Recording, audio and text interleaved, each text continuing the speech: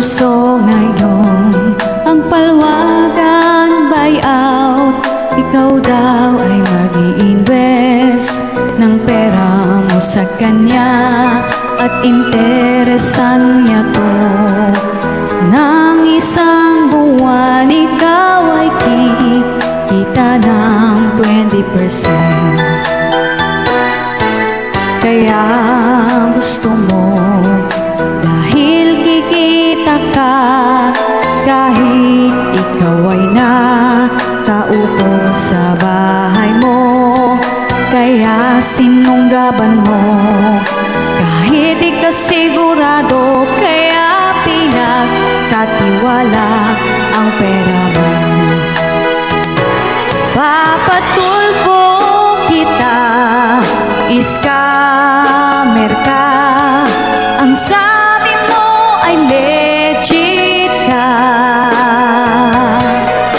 Ang sabi mo registered ka.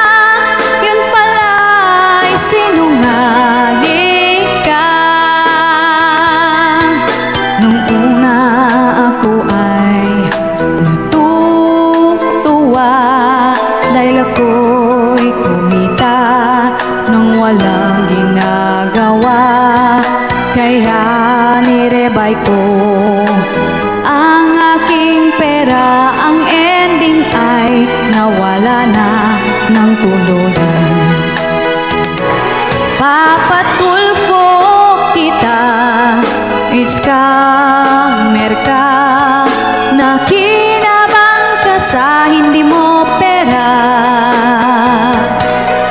Nag-enjoy ka, ako problemado. Ang pera ko ay naging bato. Papatulfo kita, ibalik mo pera ko. Ako'y nagmamakaawa. Sana alam mo ang salitang karma. Sana naman ay maibalik mo na.